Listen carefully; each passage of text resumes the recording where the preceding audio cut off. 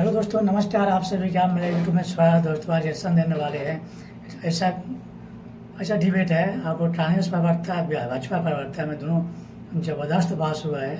देखिए, कांग्रेस से धुलाई इतना हुआ है, डिबेट छोड़ के भागना पड़ा। मैंने अडानी का कोई जिक्र नहीं किया, लेकिन शायद हो सकता है शहजाद जी अडानी जी को खुश करना चाहते हो।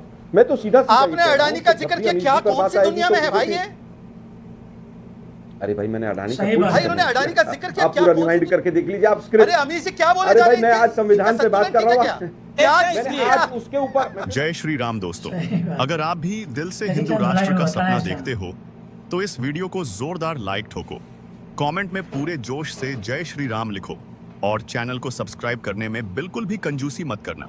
अब आते हैं आज की जहरीली लेकिन जरूरी डिबेट पर। दोस्तों, आज की वीडियो में हम देखेंगे शहजाद और अमीश देवगन ने आलोक शर्मा की इतनी बेइज्जती की है कि बेचारे आलोक शर्मा ने पूरा आपा खो दिया। मतलब गुस्से में ऐसे बौखलाया कि कैमरा भी सोच में पड़ गया। मैं रिकॉर्ड कर रहा हूं या पिटाई का सीधा प्रसारण? तो चलो दोस्तों, देखते हैं आलोक शर्मा की धुलाई ऐसी कि सर्फ एक्सेल भी जल जाए। तो चलो वीडियो शुरू करते हैं। पिक्चर चालू करो बे। आलोक शर्मा, एक मुझे ये समझ में नहीं आता, कांग्रेस सिलेक्टिव क्यों हो जाती है? आप चुनाव जीते तेलंगाना में तो पट से सरकार बना ली, आप चुनाव जीत के आए, यानी आपका अलायंस चुनाव जीत के आए झारखंड में तो सरकार बना ली, आपके मंत्रियों ने शपथ भी ले ली। अब महाराष्ट्र में क्या हो जाता है, हरियाणा में क्या हो जाता है वहां पर, और जब 99 सीटें आई कांग्रेस पार्टी की तब आपने बोला ये सेलिब्रेशन है, ये तो राहुल जी की वजह से आई है। लेकिन जब वही सीटें आपको हरियाणा में नहीं आप जीत पाए, महाराष्ट्र में पॉलिटिकल डिबैकल हो गया, तो आप कहते हैं कि गड़बड़ हो गया। बात तो सही है। अब आप बताइए, दिल्ली के नतीजे आपको ठीक लगते हैं? आम आदमी पार्टी चुनाव हार गई। सही बात है। पंजाब में आपके नेता कह रहे हैं गड़बड़ हो गई क्योंकि आम आदमी पार्टी ने आपको हरा दिया, कांग्रेस तीसरे नंबर पे आ गई। आप तो गुजरात में भी तीसरे नंबर पे आए हैं। अब बताइए क्या करिएगा? वहां पे भी आम आदमी पार्टी जीती है एक सीट पर। नहीं, पहली चीज तो यह है कि पंजाब में हम तीसरे नंबर पर नहीं है, पंजाब में दूसरे नंबर पर है। और जिस तरह से चुनाव हुआ वो पूरे देश ने देखा, पूरे पंजाब ने देखा।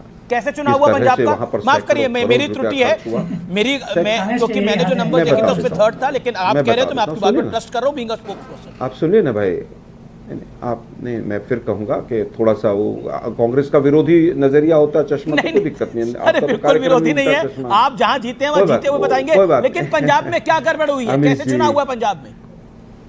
अमीश जी, मुझे लगता है कि राहुल जी के नाम के आगे शैतान शब्द जोड़ देना या आप ही के जैसे एंकर कर सकते हैं। आप लोग निपुण हो गए इस काम में अब कि किस तरह से कांग्रेस के अगेंस्ट नैरेटिव खड़ा करना है। खैर, अच्छी बात है, आप लोग अपना काम कीजिए, हम अपना करेंगे। अबे साले, कर्नाटक तेलंगाना आप जीते तो आपने, आपके मुख्यमंत्रियों ने, मंत्रियों ने शपथ ली। पॉइंट नंबर 1, 99 से सीट जब जीत के आए तब आपको ठीक लगा। अब आप पंजाब में भी हारे हैं, गुजरात में भी हारे हैं। अब बताइए वहां क्या गड़बड़ हो गई? वहां आम आदमी पार्टी ने गड़बड़ कर दी सारी। सही बात है।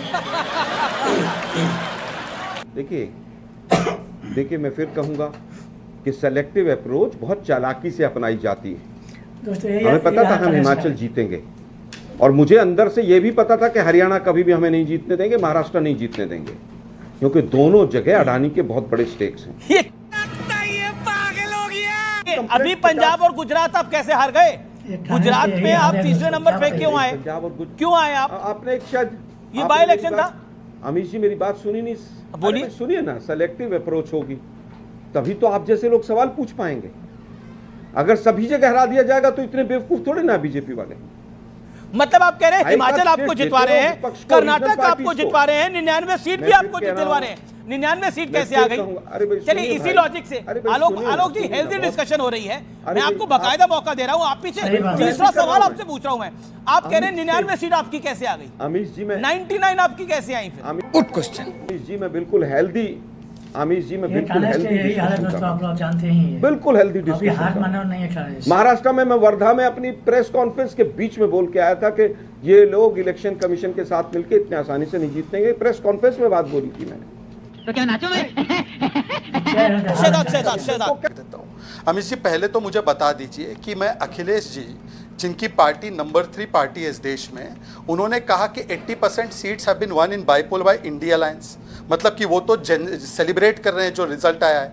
उनकी बात मानूं या आलोक शर्मा जो नंबर 2 की पार्टी है देश में और इंडिया अलायंस का बड़ा हिस्सा है, वो कहती है कि ये भी नतीजे थे। प्लीज बीच में ना बोल। अमित जी मैंने पूरी बातें सुनी, मैंने एक भी बार इंटरप्ट नहीं किया, मुझे कितनी बातें कड़वी लगी मैंने लिखी, मुझे जवाब देने का अवसर दीजिए। दूसरी बात, एक बड़ा स्टेटमेंट आपके शो पे कम से कम नहीं होना चाहिए था कि कोर्ट भाजपा से डरती है। सर कोर्ट तो तब भी स्वतंत्र थी जब इमरजेंसी में इंदिरा गांधी जी ने कमिटेड जुडिशरी बनाने के लिए कहा, उस समय पर भी एचआर खन्ना थे।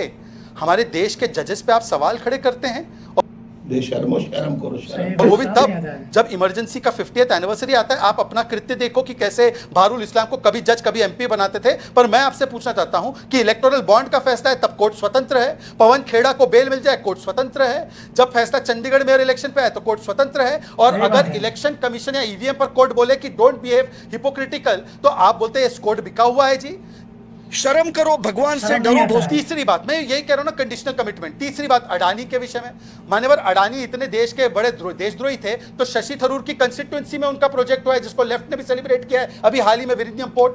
राजस्थान में सबसे ज्यादा इन्वेस्टमेंट गहलोत जी के समय अडानी का था। छत्तीसगढ़ में भूपेश बाघेल अडानी को बगल में लेकर बैठते थे। कर्नाटका में आपने दावतें अडानी दी है कि भाई आइए निवेश कीजिए। पंजाब में अडानी का प्रोजेक्ट चल रहा है तो वहां पर अडानी चमत्कार करता है और बाकी जगह गुनहगार हो जाता है। गजब है, ये बड़ी अच्छी बात है। सही बात है। आखिरी बात सुनिए, मैंने बीच में नहीं बोला। आलोक जी प्लीज आपको थोड़ा पेशेंस दिखाना। अमित जी प्लीज मैं आपसे रिक्वेस्ट कर रहा हूं, कृपया करके अमित जी कृपया करके, Amit ji this is not correct debate. Amit ji ये डिबेट करेक्ट तरीका नहीं है। मैं आपसे रिक्वेस्ट कर रहा हूं। अब अमित जी आखिरी बात, और अगर हिम्मत हो आलोक जी में तो आलोक जी इसका जवाब जरूर दे। और आलोक जी हंसना नहीं है, जवाब देना है।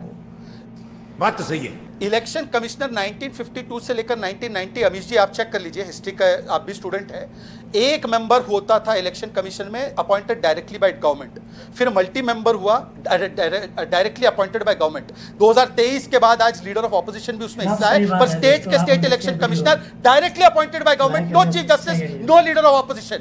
इनको इतनी बड़ी ये है ना इलेक्शन कमीशन के विषय में, बोल दे कि कर्नाटका में लीडर ऑफ ऑपोजिशन को साथ में लेकर ओके बोल दे हिमाचल करिए, आलोक जी कर्नाटक से शुरू करिए। वहां पे इलेक्शन कमिश्नर की जो अपॉइंटमेंट होती है, चीफ इलेक्शन कमीशन जैसे चुना जाता है, उस प्रक्रिया को बदलिए। कर्नाटक और तेलंगाना हिमाचल में सेट द वे आउट, और फिर आप बोलिए भारतीय जनता पार्टी को कि आप भी बदलिए। और 10 साल तो 2004 से 14 तक आपकी सरकार थी, क्यों नहीं बदला? निर्णय ऐसे नजर आते हैं जिसमें कोर्ट डरा हुआ नजर आता है कि ऊपर वाले लोग नाराज ना हो जाएं, और उसमें ऐसा लगता है कि भाई जब हाई कोर्ट के जज मोदी जी का जन्मदिन वहां कोर्ट में मनाने लग जाएं, और जिस तरह के निर्णय राहुल गांधी के वहां पर उनकी मेंबरशिप गई थी, गुजरात हाई कोर्ट का आया था, सुप्रीम कोर्ट की टिप्पणी पढ़ लीजिए, आपको सब समझ आ जाएगा। मैंने स्पेसिफिकली कहा कि एक व्यक्ति ने लोकतंत्र की हत्या की चंडीगढ़ म्युनिसिपल कॉर्पोरेशन में, सुप्रीम कोर्ट ने उसको दोषी माना, लेकिन सजा कहीं से नहीं मिली। अच्छा, ये सबसे बड़ी बात थी कि कहीं बीजेपी का था भाई, वो अनिल मसीह हो सकता डर गया हो। खैर मैंने वापस कही, मैंने अडानी का कोई जिक्र नहीं किया, लेकिन शायद हो सकता है शहजाद जी अडानी जी को खुश करना चाहते हो।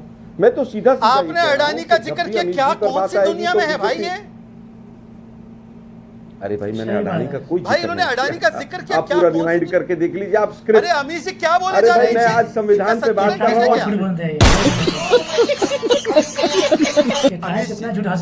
अभी महाराष्ट्र और हरियाणा के संदर्भ में ये आलोक शर्मा जी ने साफ साफ कहा था कि वहां पर उनका अडानी का स्टेक है, इसलिए वहां पे धांधली करके चुनाव जितवा दिया गया।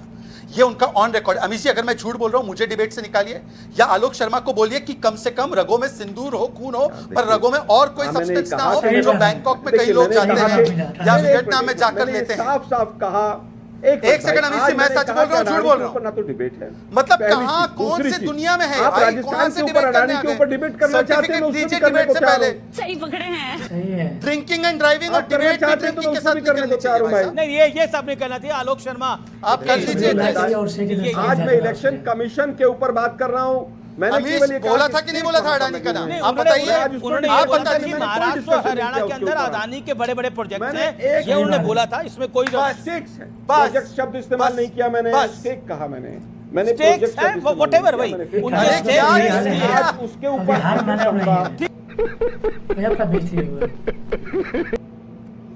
दोस्तों आपको वीडियो कैसा लगा? वीडियो अच्छा लगा चैनल सब्सक्राइब करिए, लाइक कीजिए और कमेंट कीजिए। आपको इस यूट्यूब पे ऐसे डिबेट मिलता रहेगा। आज इतने नेक्स्ट वीडियो मिलते हैं। जय हिंद, जय भारत।